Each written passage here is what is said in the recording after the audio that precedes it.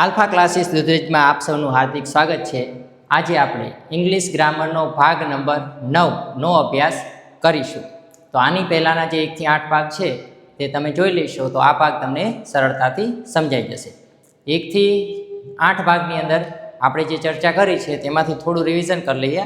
આપણે part of speech ચાલુ કરી હતી બીજા ભાગથી, બરાબર છે ને। હવે બીજા ભાગની અંદર પાર્ટ ઓફ સ્પીચમાં આપણે શું સમજ્યા હતા કે 8 પ્રકાર હતા પાર્ટ ઓફ સ્પીચના। કયા કયા 8 પ્રકાર હતા? Noun, pronoun, verb, adverb, adjective, conjunction, preposition અને ઇન્ટરજેક્શન, બરાબર છે। એમાંથી આપણે પહેલો ભાગ એટલે કે નાઉન વિશે અભ્યાસ કરેલો હતો। નાઉન એટલે શું? આપણે જે કંઈ વસ્તુને ઓળખીએ છીએ તે બધા નામ, બરાબર। પછી છે એની પછીનો જે લેક્ચર હતો એ હતો ટાઈપ ઓફ નાઉન એટલે નાઉનના પ્રકાર, બરાબર। તો એનો પણ આપણે અભ્યાસ કરેલો હતો। કયા કયા હતા કે કોમન નાઉન, પ્રોપર નાઉન, બરાબર છે। પછી collective noun, concrete noun, countable noun, uncountable noun, abstract noun અને મટીરિયલ નાઉન। તો આ 8 પ્રકાર હતા, એનો આપણે સંપૂર્ણ અભ્યાસ કરી લીધો છે। તેની પછી હતું પ્રોનાઉન, બરાબર છે। અને પ્રોનાઉનના પણ આપણે 10 પ્રકાર આપણે અભ્યાસ કરી લીધો છે। અને હવે આપણે ટાઈપ ઓફ એડજેક્ટિવ એટલે કે વિશેષણના પ્રકારો વિશે સમજીથી મેળવીશું। એમાં જુઓ, type of noun, type of adjective એટલે વિશેષણના પ્રકારોમાં કયા કયા છે તો અહીંયા લખેલું છે, જો આ વાદળી કલરથી લખેલા છે 3, આ 2 લીલા કલરથી લખેલા છે અને આ 3 કેસરી કલરથી લખેલા છે। તો આનો કંઈક કારણ હશે, કંઈક તો કારણ હોય જ। તો શું કારણ છે કે આ 3 તમને યાદ રહી જશે, પછી આ 2 યાદ રહેશે અને પછી આ 3 યાદ રહેશે, એવી રીતે એને ગોઠવેલા છે। ધારો કે adjective of quality, adjective of quantity અને એડજેક્ટિવ ઓફ નંબર। પછી બીજા 2 સરખા, ડિસ્ટ્રીબ્યુટિવ એડજેક્ટિવ, ડેમોન્સ્ટ્રેટિવ એડજેક્ટિવ। પછી પાછા 3 સરખા જેવા છે, પ્રોપર એડજેક્ટિવ, પોઝેસિવ એડજેક્ટિવ અને ઇન્ટ્રોગેટિવ એડજેક્ટિવ। હવે આની આપણે પહેલાં તો એડજેક્ટિવ એટલે શું એ સાદી સમજ પહેલાં મેળવી લઈએ અને પછી અહીંયા આપણે પાછા આવશું આ પેજ ઉપર।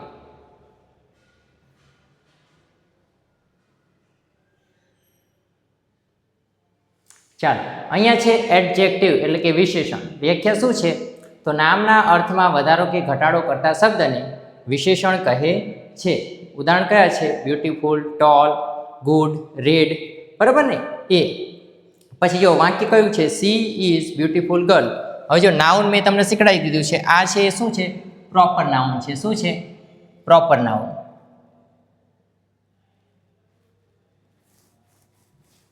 આ શું છે?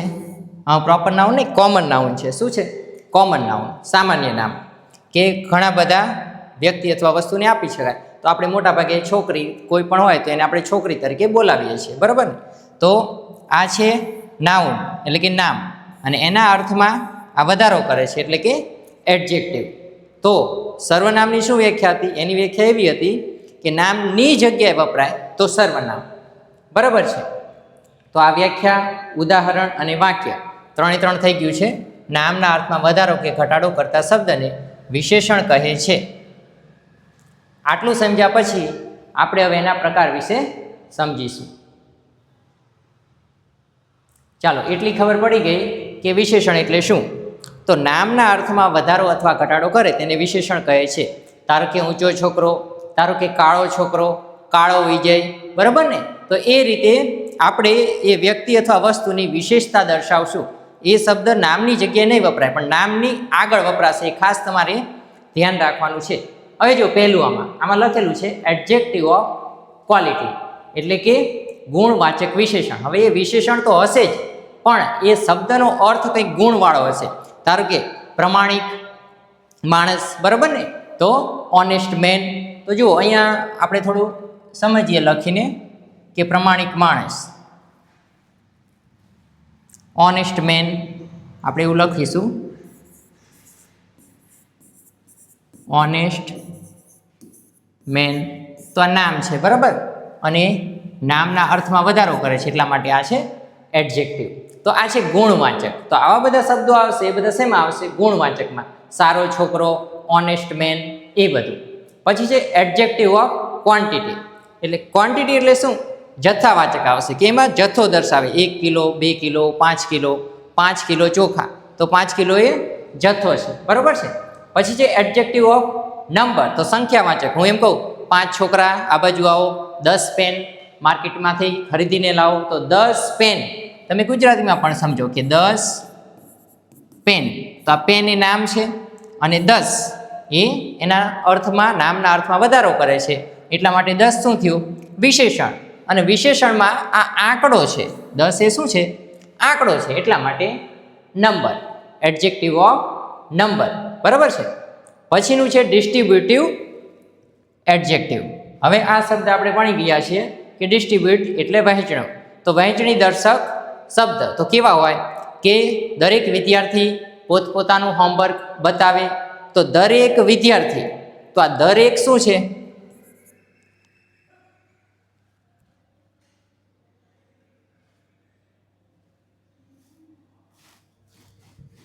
ધારો કે અહીંયા લખેલું છે દરેક વિદ્યાર્થી, તો જો વિદ્યાર્થી એટલે નામ, અને નામના અર્થમાં વધારો કરે એટલે શું થઈ જશે? એડજેક્ટિવ, બરાબર ને, વિશેષણ. અને ડિસ્ટ્રીબ્યુટિવ કેમ? કારણ કે ઘણા બધા છોકરાઓ અથવા ઘણા બધા વિદ્યાર્થીઓ હશે, એમાંથી દરેકને મને હોમવર્ક બતાવવાનું છે, અને એટલા માટે ડિસ્ટ્રીબ્યુટિવ થઈ ગયું છે, બરાબર. પછી છે ડેમોન્સ્ટ્રેટિવ એડજેક્ટિવ. હવે જો ડેમોન્સ્ટ્રેટિવ મેં તમને ડેમોન્સ્ટ્રેટિવ પ્રોનાઉનની અંદર સમજાવ્યું હતું. શું સમજાવ્યું હતું? કે ડેમોન્સ્ટ્રેટ એટલે કે ડેમો આપવો, દર્શાવવું. એમાં 4 શબ્દ હતા, ધીઝ, ધેટ અને ધોઝ. આવા કંઈક 4 શબ્દ હતા, ધીઝ,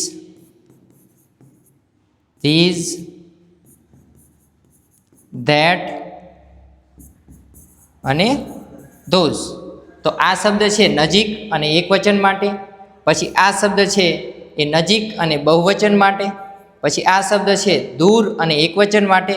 અને આ શબ્દ છે એ દૂર અને બહુવચન માટે. તો આ 4 ડેમોન્સ્ટ્રેટિવ શબ્દ છે, પણ એ બંનેમાં વપરાશે, કે ડેમોન્સ્ટ્રેટિવ એડજેક્ટિવમાં પણ વપરાશે અને ડેમોન્સ્ટ્રેટિવ પ્રોનાઉનમાં પણ વપરાશે. તો આનું ખાસ ધ્યાન રાખજો, આપણે આગળ આનો અભ્યાસ કરીશું કેવી રીતે આ બે અલગ પડે છે, બરાબર છે.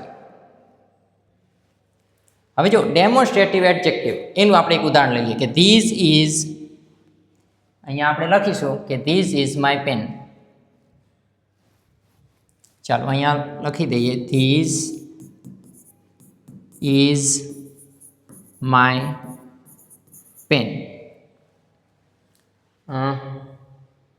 સોરી, આ સર્વનામ થઈ ગયું છે. આપણે બીજું વાક્ય લખીશું કે ધીઝ પેન ઇઝ માઇન. હવે જો અહીંયા ડિફરન્સ પણ તમને સમજાવી દઉં કે સર્વનામ અને વિશેષણ. ખાસ ધ્યાન રાખજો કે આ નામની જગ્યાએ વપરાણું છે, એટલા માટે આ ધીઝ શું છે? પ્રોનાઉન. અને આ જુઓ, આ નામના અર્થમાં વધારો કરે છે, એટલા માટે આને શું કહીશું? તો ડેમોન્સ્ટ્રેટિવ એડજેક્ટિવ, બરાબર. તો આટલો ડિફરન્સ છે, બંને જગ્યાએ વપરાશે. અને મેં જે 4 શબ્દ લખ્યા હતા, ધીઝ, ધેટ અને ધોઝ, તો એ 4 શબ્દ આવી રીતે જુદા જુદા વપરાશે, બરાબર છે. પછી છે પ્રોપર એડજેક્ટિવ. પ્રોપર એટલે આપણે પ્રોપર શું કહેવાય? પ્રોપર પ્રોનાઉન, બરાબર ને, એ ભણેલા હતા. વ્યક્તિવાચક સર્વનામ. તો વ્યક્તિવાચક જે સર્વનામ હતા એમાંથી જ બનશે પ્રોપર એડજેક્ટિવ, એટલે વ્યક્તિવાચક વિશેષણ, બરાબર છે. એ આપણે આવશે એટલે જોશું. પછી છે પોઝેસિવ એડજેક્ટિવ. તો પોઝેસિવ અહીંયા જે કોઈ જગ્યાએ લખવામાં મિસ્ટેક હોય ગુજરાતીમાં, એ થોડું ચેક કરી લેજો. આ પોઝેસિવ લખેલું છે, આ ઇન્ટ્રોગેટિવ લખેલું છે, અને આ એડજેક્ટિવ, બધે એડજેક્ટિવ લખેલું છે. અહીંયા ઉપર માથે મીંડું આવી જાય છે, કની માથે, તો એ ચેક કરી લેજો અને સાચું તમે લખાણ લખજો, બરાબર છે. તો પોઝેસિવની અંદર શું આવશે કે માય પેન,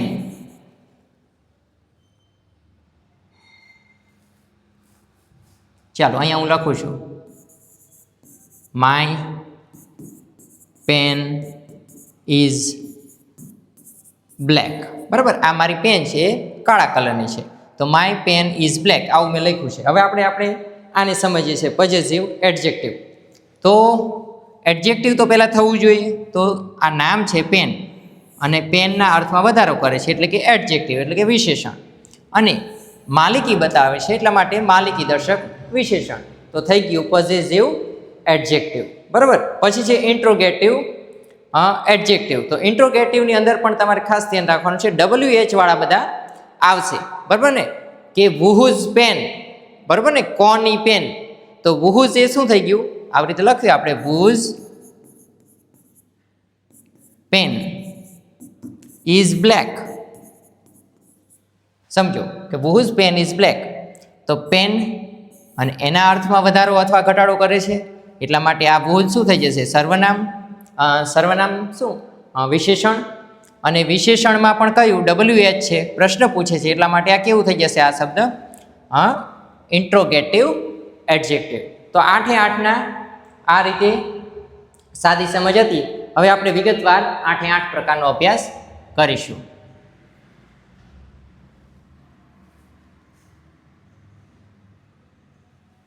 ચાલો, પહેલું છે એડજેક્ટિવ ઓફ ક્વોલિટી, એટલે કે ગુણવત્તા.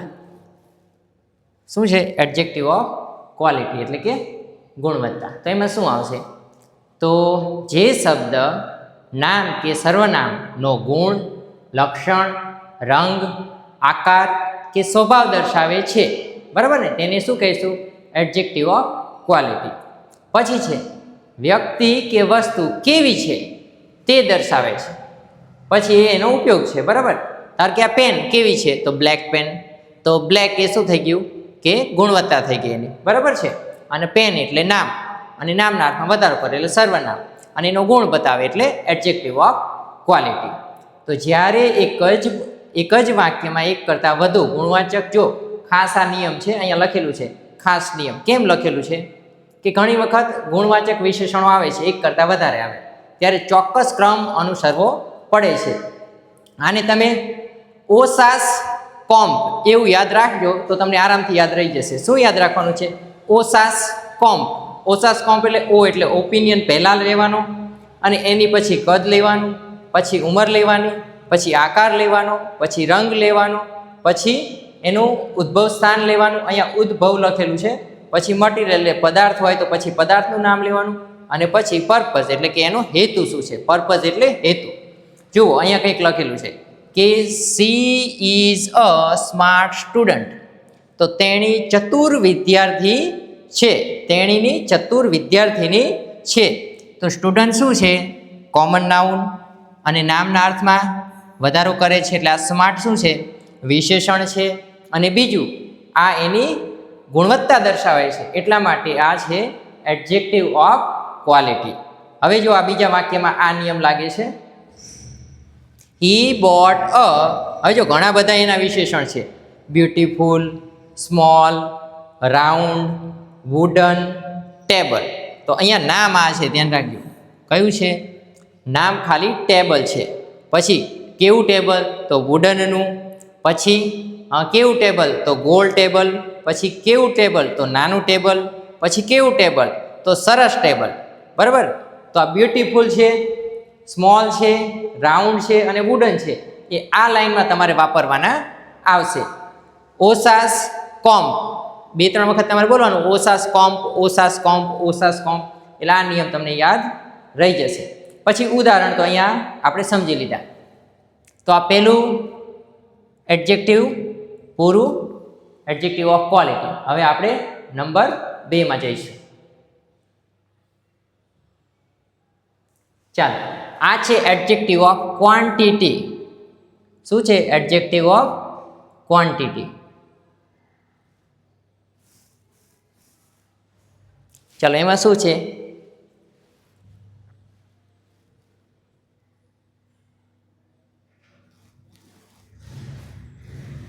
Adjective of quantity. તો જે શબ્દ વસ્તુનો જથ્થો, પ્રમાણ દર્શાવે છે પરંતુ ચોક્કસ સંખ્યા દર્શાવતો નથી. મને ધારો કે થોડું પાણી આપો, બરાબર છે, એવી રીતે મને થોડા પુસ્તકો આપો. પછી એનો ઉપયોગ શું છે, ન ગણી શકાય તેવો. તો અનકાઉન્ટેબલ જે નાઉન છે એની આગળ વપરાશે, બરાબર. નામો માટે કેટલું, હાઉ મચ, અને તમને ખ્યાલ છે મેં આ સમજાવેલું છે, હાઉ મચ એટલે શું, હાઉ મચ એટલે કેટલું, અને હાઉ મેની એટલે કેટલા. આનું ગુજરાતી શું થશે, કેટલું. અને હાઉ મેનું એટલે કેટલા. ગુજરાતીમાં પણ ફેર છે શબ્દમાં. અને ખાસ નિયમ શું છે, આ વિશેષણો હંમેશા અનકાઉન્ટેબલ નાઉનની સાથે જ વપરાય છે, એની આગળ જ વપરાય છે. કેવી રીતે અનકાઉન્ટેબલ? હવે જો આની માટે તમારે અનકાઉન્ટેબલ નાઉન તમને ખ્યાલ હોવો જોઈએ કે ભાઈ નાઉન એટલે શું, અને નાઉનના પ્રકારમાં અનકાઉન્ટેબલ નાઉન એટલે શું. એક આવે કાઉન્ટેબલ અને એક આવે અનકાઉન્ટેબલ. ધારો કે અનકાઉન્ટેબલમાં હવા ન ગણી શકાય એ રીતે. તો there is a some milk, મિલ્કને પણ ન ગણી શકાય. તો મિલ્ક એ નામ છે, બરાબર, અને નામના અર્થમાં વધારો કરે એટલે આ છે એડજેક્ટિવ, વિશેષણ. અને જથ્થાવાચક છે એટલા માટે એને આપણે શું કહીશું, એડજેક્ટિવ ઓફ ક્વોન્ટિટી, કારણ કે ક્વોન્ટિટી એટલે જથ્થો થશે. He has a much knowledge, તો આ નોલેજ છે એ એબ્સ્ટ્રેક્ટ નાઉન છે, ભાવવાચક નામ, ભાવવાચક સંજ્ઞા. અને એ ભાવવાચક સંજ્ઞાની અંદર મચ એટલે વધારે, એના અર્થમાં વધારો કરે છે. અને એ શું દર્શાવે છે, જથ્થો દર્શાવે છે. માટે મચ એ એડજેક્ટિવ છે. અને એડજેક્ટિવમાં કયું એડજેક્ટિવ? એડજેક્ટિવ ઓફ ક્વોન્ટિટી, જથ્થાવાચક. પછી છે she ate a little rice, તો રાઈસ એટલે નામ અને લિટલ એટલે થોડા, જથ્થાવાચક. બરાબર છે. તો આ જે સમ, મચ અને લિટલ, આ ત્રણે ત્રણ એડજેક્ટિવ ઓફ ક્વોન્ટિટી છે. ચાલો એની પછીનો પ્રકાર છે 3 નંબર.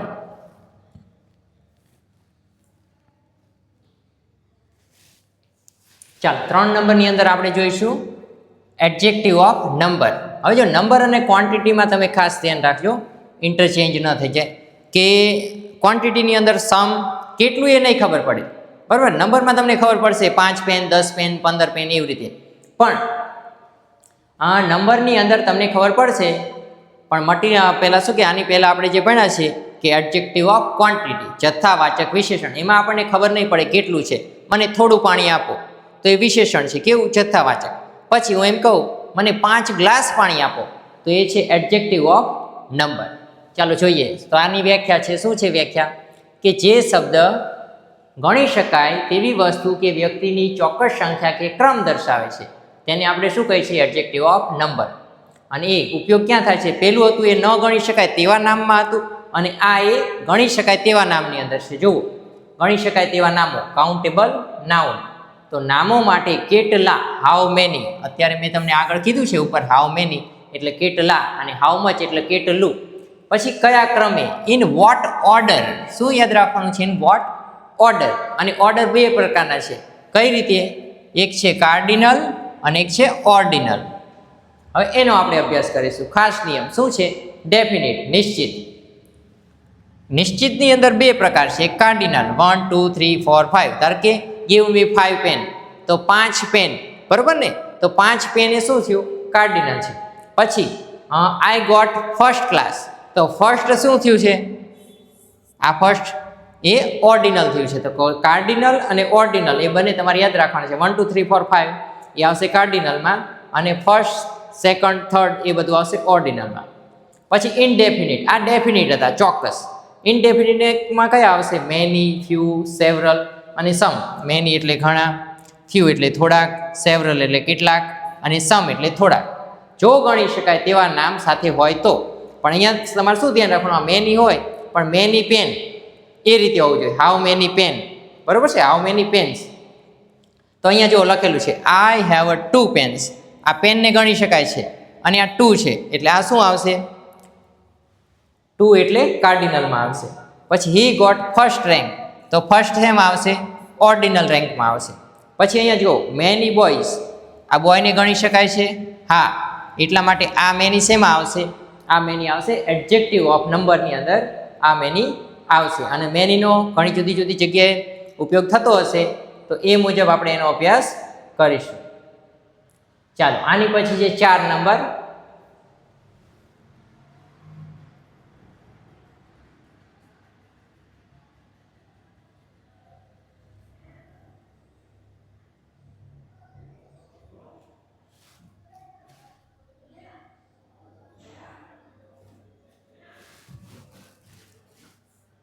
ચાલો 4 નંબરમાં શું છે?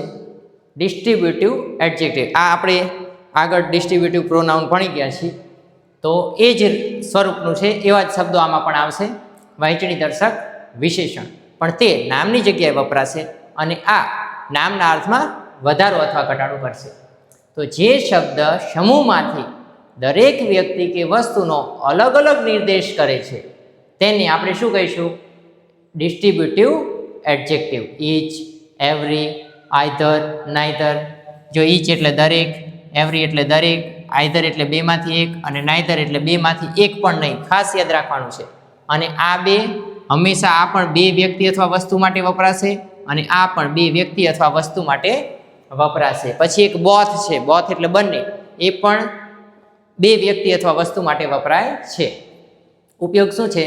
તો સમૂહના દરેક સભ્યનો ઉલ્લેખ કરવા માટે. ધારો કે everyone give me your homework, કે every student give me your notebook.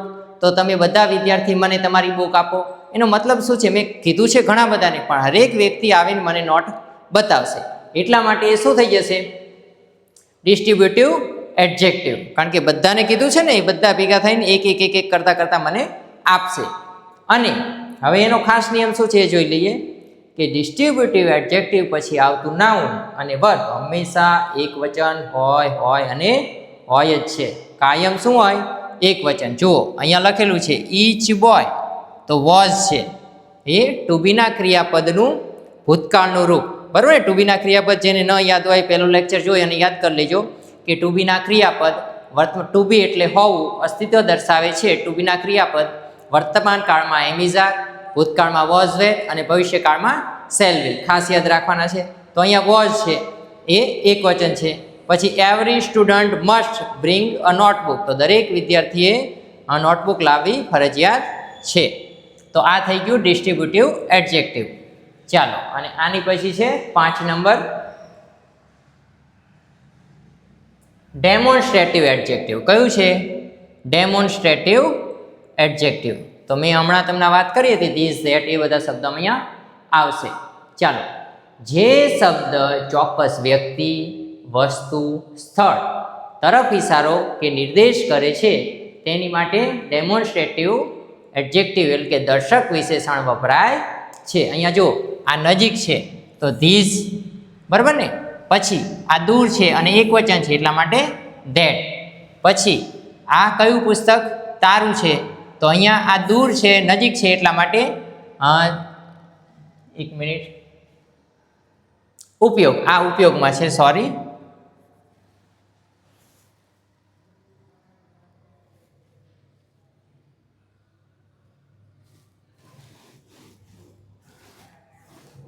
એ ઉપયોગમાં છે. તો ધીસ અને ધેટ બે જ શબ્દ અત્યારે આપેલા છે, આપણે બે જ જોઈશું. એક વચનના જ આપેલા છે.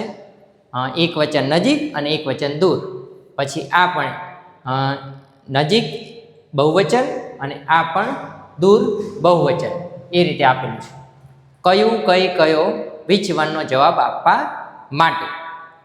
પછી ખાસ નિયમ શું છે? ખાસ નિયમ ડેમોન્સ્ટ્રેટિવ એડજેક્ટિવ પછી તરત જ નાઉન આવવું ફરજિયાત છે. જુઓ, આ ડેમોન્સ્ટ્રેટિવ એડજેક્ટિવ છે તો પછી તરત જ નામ આવશે. કારણ કે જો નામ આવશે તો જ આ શું બનશે? એડજેક્ટિવ. એટલા માટે એની પછી તરત નામ હશે. પછી ધીસ ઇઝ માય બુક, એમાં પણ જુઓ આ છે પ્રોનાઉન. અહીંયા જુઓ, અહીંયા તરત નામ નથી આવતું, તો આ કેમ પ્રોનાઉન બની જાય છે? કારણ કે ધીસ ઇઝ માય નોટબુક, તો અહીંયા નામની જગ્યાએ ધીસ વપરાણું છે એટલા માટે સર્વનામ. સર્વનામને કહેવાય છે પ્રોનાઉન. બરાબર છે? અને દર્શક છે આ શબ્દ એટલા માટે ડેમોન્સ્ટ્રેટિવ પ્રોનાઉન. અને અહીંયા એ જ શબ્દ ડેમોન્સ્ટ્રેટિવ એડજેક્ટિવ તરીકે વપરાય છે. કેમ? કારણ કે બુક નામ છે અને નામના અર્થમાં વધારો કરે છે. અને અહીંયા બુકની જગ્યાએ ધીસ આવેલું છે એટલે સર્વનામ બની ગયું છે. આવી રીતે તમારે ખાસ યાદ રાખવાનું છે. તો this car is very fast, તો જુઓ આ કાર નામ છે, એના અર્થમાં વધારો કરે છે એટલા માટે શું થઈ જશે? વિશેષણ. અને ધીસ છે દર્શાવે છે એટલા માટે ડેમોન્સ્ટ્રેટિવ એડજેક્ટિવ. પછી ધોઝ પણ એવી જ રીતે, બરાબર છે? એપલ્સ આર સ્વીટ, તો ધીઝ, ધેટ અને ધોઝ, ચારે ચાર શબ્દના ડિફરન્સ યાદ ખાસ રાખજો. એક વચન, બહુવચન, નજીક અને દૂર. આમાં એક વચન નજીક અને એક વચન, અહીંયા દૂર અને એક વચન. પછી જો ધેટ હોય તો દૂર અને એક વચન. પછી ધીઝ, THESE, તો નજીક અને બહુવચન. અને ધોઝ, THOSE, ધોઝ એટલે દૂર અને બહુવચન.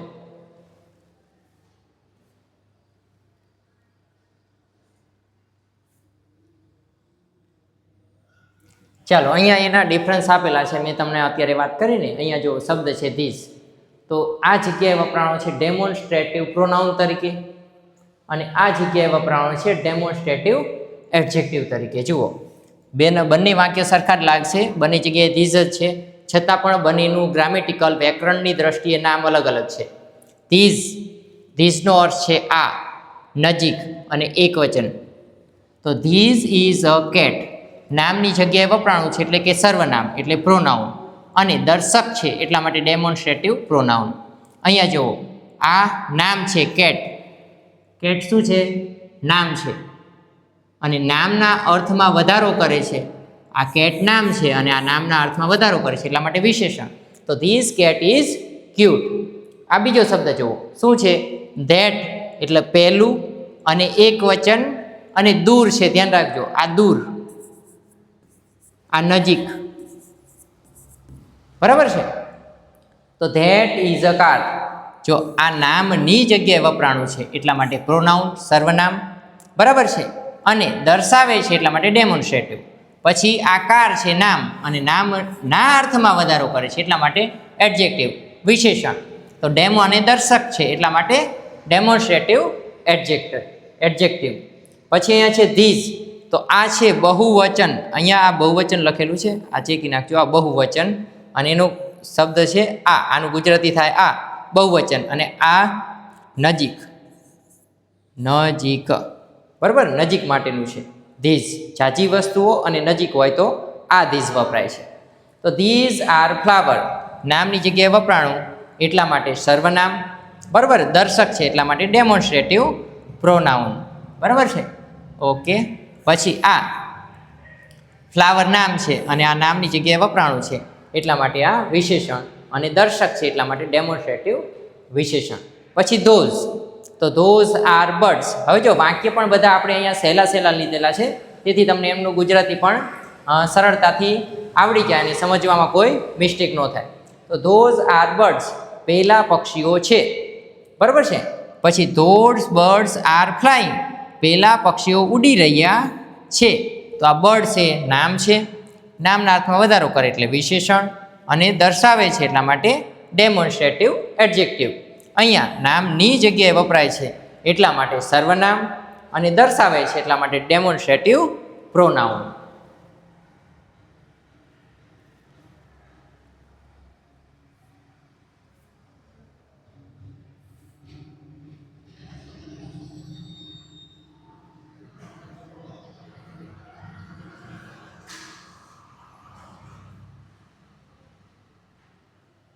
ચાલો પછી છે 6 નંબર.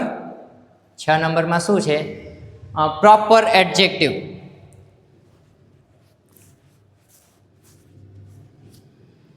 બરાબર, તો વ્યક્તિવાચક વિશેષણ. કેમ પ્રોપર?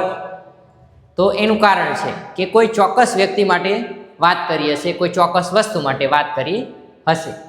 તો વ્યાખ્યા શું છે? પ્રોપર નાઉન સંજ્ઞાવાચક નામ પરથી બનેલા વિશેષણને પ્રોપર એડજેક્ટિવ કહે છે. તો તેની માટે તમારે પહેલાં પ્રોપર નાઉન સમજવું પડે, ચોક્કસ નામ, જે આપણે લગભગ 3-4 લેક્ચરમાં સમજાવ્યું છે.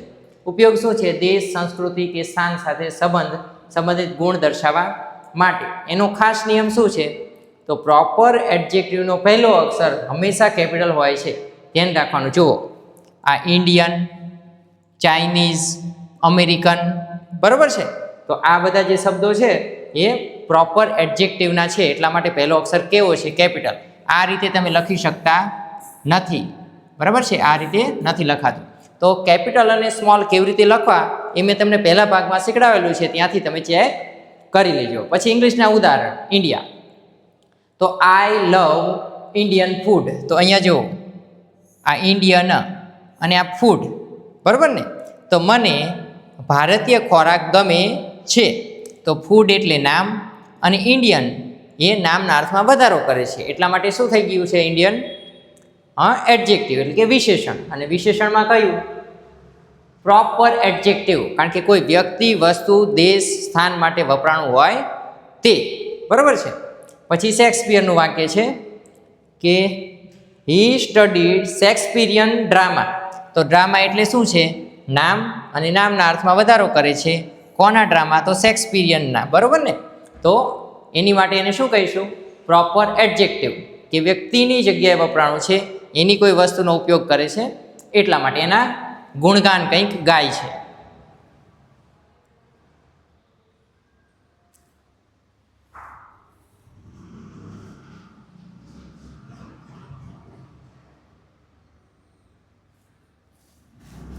ચાલો, હવે છે પોઝેસિવ એડજેક્ટિવ. અહીંયા સ્પેલિંગ મિસ્ટેક થોડી અહીંયા છે ગુજરાતીમાં. પોઝેસિવ એડજેક્ટિવ તમે ચેક કરી લેજો. પોઝેસિવ ઇંગ્લિશમાં નથી મિસ્ટેક, ગુજરાતીમાં ઘણી જગ્યાએ મિસ્ટેક હોય છે.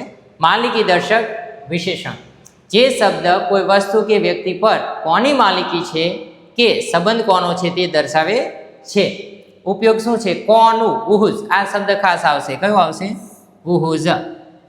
પછી જ ગો ખાસ નિયમ શું છે? Possessive adjective my, your, his, her, its, our, their પછી હંમેશા નાઉન આવે છે. તેના પછી ક્યારે એ, એન ને ધ આર્ટિકલ વપરાતા નથી. આપણે આ નિયમ ભણવાના બાકી છે, આપણે પછી ભણીશું નેક્સ્ટ પાર્ટમાં. હવે ઇંગ્લિશના ઉદાહરણથી આપણે એને સમજીશું. જુઓ, પહેલાં આ આપણે જોઈ લઈએ સાચું અને ખોટું. અહીંયા જો લખેલું બુક અને માય, મારી બુક, આ સાચું છે. પણ માય અ બુક આ ખોટું છે. એને આર્ટિકલ લાગતા નથી, બરાબર ને? તરત જ નામ આવે છે. શું કે પોઝેસિવ એડજેક્ટિવ પછી તરત જ નામ આવે છે. તો my house is near the park, બરાબર? કે મારું ઘર પાર્કની પાસે છે. તો આ હાઉસ એટલે નામ, અને આ એના અર્થમાં વધારો કરે એટલે વિશેષણ. અને વિશેષણમાં કયું? માલિકી દર્શક, કારણ કે માલિકી બતાવે ને કે ભાઈ મારું ઘર છે. પછીનું શું છે કે C left Har bag on the table. તો ટેબલ એક ઉપર એ પોતાનું બેગ ભૂલી ગઈ. તો બેગ એ શું છે? નામ, અને હર એટલે તેણીનું, માલિકી દર્શાવે છે. એટલા માટે આ છે માલિકી દર્શક શબ્દ. પછી અવર ટીમ, આ તો તમને આ ઉપર મુજબ તરત દેખાય છે. ટીમ એટલે નામ, આ વિશેષણ, અને અમારી ટીમ એટલે માલિકી. તો આ માલિકી દર્શક વિશેષણ થઈ જશે.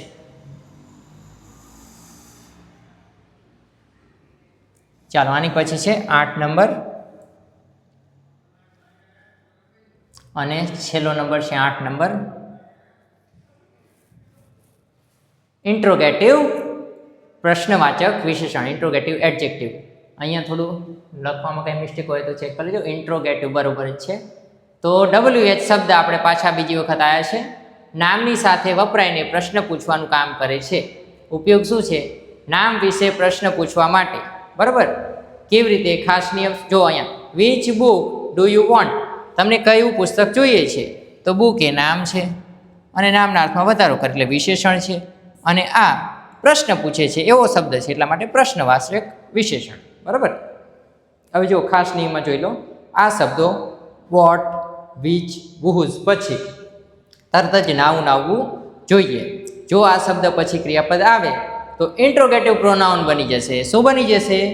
કે પ્રશ્નવાચક સર્વનામ બની જશે. જો અહીંયા જુઓ, આ ઉદાહરણ આપેલું છે. આ બુક છે, નામ છે, બરાબર? તો આ શબ્દ પછી તરત નામ આવે છે. તો આ વોટ છે એ શું છે? એડજેક્ટિવ. કયું એડજેક્ટિવ? ઇન્ટ્રોગેટિવ. પણ અહીંયા જુઓ, નામ નથી આવતું. આ શું આવે છે? વર્બ.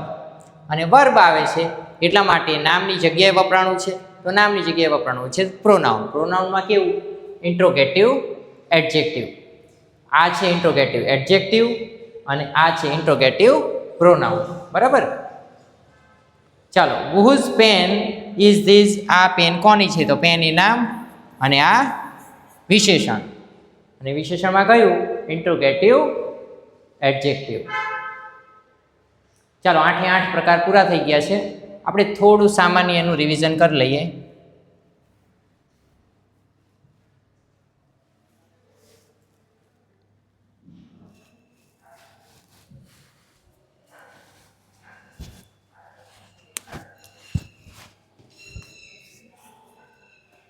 ચાલો, જે કંઈ આપણે ભણી ગયા છીએ, પહેલું છે ક્વોલિટી, એડજેક્ટિવ ઓફ ક્વોલિટી. તો કેવું, કેવી, કેવું. He is an honest man. તો મેન એટલે માણસ નામ, અને આ વિશેષણ. એમાં કયું વિશેષણ? ક્વોલિટી. પછી છે ક્વોન્ટિટી. ક્વોન્ટિટીનો અર્થ શું થાય? કેટલું, બરાબર ને? તો ગીવ મી સમ મિલ્ક. તો આ મિલ્ક ન ગણી શકાય તેવું અનકાઉન્ટેબલ નાઉન છે, અને એના આગળનો જે શબ્દ છે એ હંમેશા કેવો આવશે? ક્વોન્ટિટેટિવ એડજેક્ટિવ, બરાબર ને, કે જથ્થાવાચક વિશેષણ. પછી નંબર, નંબર એટલે કેટલા, તો ગણી શકાય એવું. ધારો કે બ્રધરને ગણી શકાય છે અને આગળ છે 2, તો આ નામ છે અને આ નામની જગ્યાએ વપરાણું, એટલે નામના અર્થમાં વધારો કરે છે એટલા માટે વિશેષણ, અને એ સંખ્યા આપે છે એટલે એડજેક્ટિવ ઓફ નંબર. પછી ડેમોન્સ્ટ્રેટિવ, એમાં ધીસ ધેટ ધોઝ વાળું, કે આ બોય છે, બોય નામ છે અને આ નામના અર્થમાં વધારો કરે છે એટલા માટે આ વિશેષણ છે, અને વિશેષણમાં દર્શાવે છે એટલા માટે દર્શક વિશેષણ, ડેમોન્સ્ટ્રેટિવ એડજેક્ટિવ.